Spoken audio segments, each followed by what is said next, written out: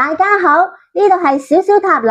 呢個係為大家進行塔羅牌占卜嘅頻道。因為係大眾占卜，所以當中有好多唔同人嘅能量夾雜，所以未必每一個信息都屬於你。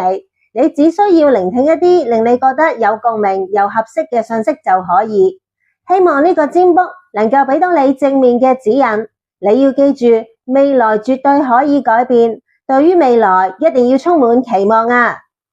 小小塔羅今次為大家占卜嘅題目係：你鍾意嘅人會唔會同你度過聖誕節？請你當下靜心，喺畫面上面嘅聖誕禮物、聖誕鐘又或者是的糖入面，用直覺揀選其中一個。咁你所聽嘅就係關於你嘅信息啦。Hello， 1號聖誕禮物朋友，你同你鍾意嘅人似乎溝通不良，關係緊張。你哋爭吵不斷，大家都唔願意讓步，其中一方可能因為過往嘅經歷而對感情失去信心，喺關係裡面過於防禦，唔願意敞開心扉，導致你哋嘅關係陷入僵局。亦有一方可能喺維持呢段關係裡面感到筋疲力盡，佢覺得即使付出咗好多心力，但係都睇唔到預期嘅效果，因而感到失望。喺你嘅心入面，你認為你鍾意嘅人係一位充滿熱情、自信又有魅力嘅人，佢有強大嘅意志力，行事果斷，唔容易動搖，佢勇於承擔風險，敢於開拓，有能力帶領整個團隊達成目標。你更覺得佢係一位至誠、忠實而且可靠嘅人，值得信任同埋依賴。你鍾意嘅人又點睇你嘅呢？佢覺得你係一個情緒穩定、重視家庭同埋傳統，而且樂於分享成果嘅人。你喺佢嘅心目中務實而且可靠，你腳踏實地，做事有條理，有能力為自己同家人創造一個安全穩定嘅生活環境。你同佢一齊度過聖誕節嘅可能性唔大，因為你哋嘅關係進入咗一個低潮期，甚至你哋嘅關係結束。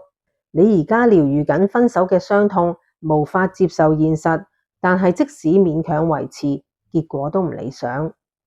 1號聖誕禮物朋友，先唔好急於同你鍾意嘅人一齊度過嚟緊嘅聖誕節，喺改善你哋之間嘅感情，俾你一啲建議。首先，你要檢討雙方嘅關係中係唔係存在唔公平又或者控制嘅情況，要給予彼此空間，釐清分手嘅原因，並且專注於自我成長同埋建立健康嘅互動模式，而唔係急於挽回。你哋嘅關係當中存在住不平衡，係施與受嘅失衡，其中一方感覺自己被利用又或者被控制。建議可以向對方表達關心，但係就唔好過度強求回報，避免俾對方壓力。同時要保持自己生活嘅節奏同埋重心。如果你發現自己係過度付出嘅一方，咁就需要學習設定健康嘅界線，偶爾說不係必要，咁樣可以防止你筋疲力盡，並且避免產生怨恨嘅情緒。如果你係過度依賴嘅一方，你要學習培養自己嘅獨立性同埋自主能力。健康嘅關係需要雙方都能夠保持一定程度嘅獨立性。預祝你有一個愉快又平安嘅聖誕節。以上就係選擇1號聖誕禮物嘅朋友，你鍾意嘅人會唔會同你度過聖誕節嘅相關信息？歡迎你哋留言，亦希望大家俾個 like、subscribe、share， 多謝晒。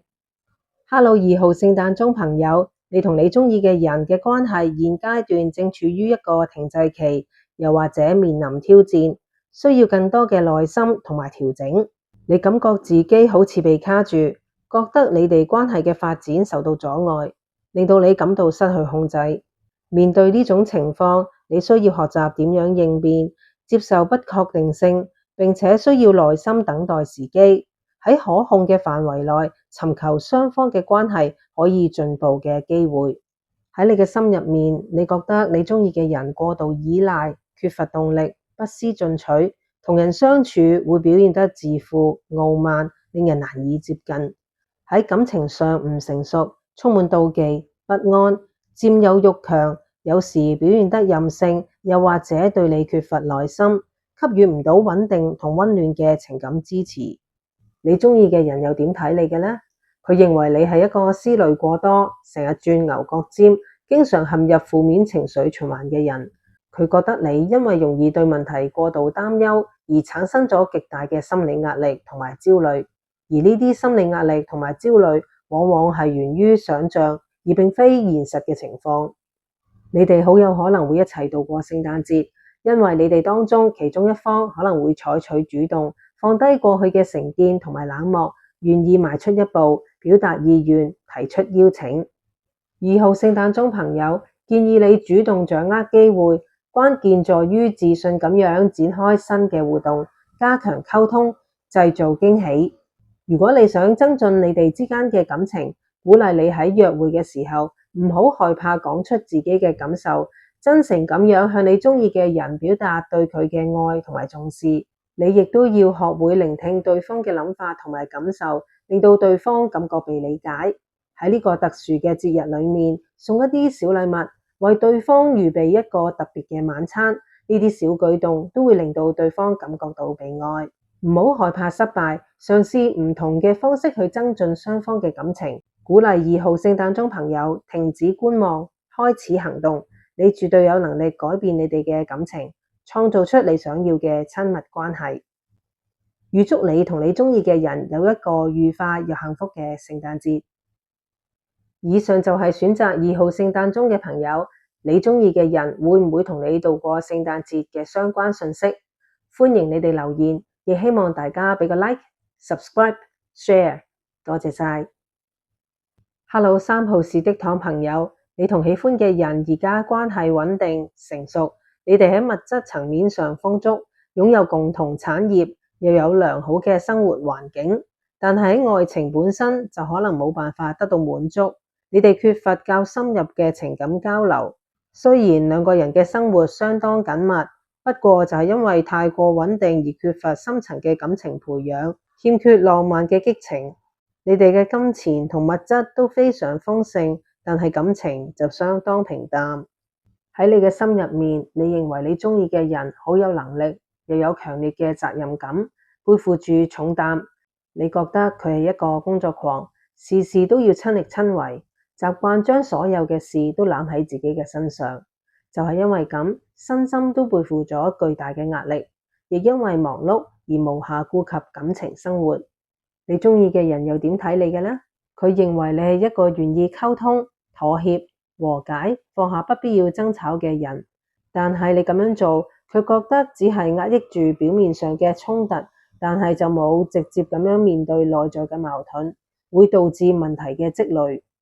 你同佢一齊度過聖誕節嘅可能性唔大，又或者你哋聖誕節嘅約會可能會受到阻礙、延遲，亦有可能出現意料之外嘅情況。3號是的糖朋友，建議你誠實咁樣檢視關係裡面係唔係有一啲未解決嘅問題，又或者雙方價值觀上面係咪有啲小差異需要溝通。你要主動去解決呢啲問題，請專注於雙方嘅溝通同埋和解，你哋將會能夠克服難關。你嘅主動出擊可能會令到你同佢度過一個甜蜜嘅聖誕節。如果你哋之間出現咗嚴重嘅問題，你唔需要害怕。當你準備好嘅時候，新嘅機會將會出現，你會吸引到更適合你嘅伴侶，又或者喺而家嘅關係裡面揾到新嘅平衡點。預祝你有一個愉快又平安嘅聖誕節。以上就係選擇3號是的糖嘅朋友，你中意嘅人會唔會同你度過聖誕節嘅相關信息？歡迎你哋留言，亦希望大家俾個 like、subscribe、share， 多謝晒。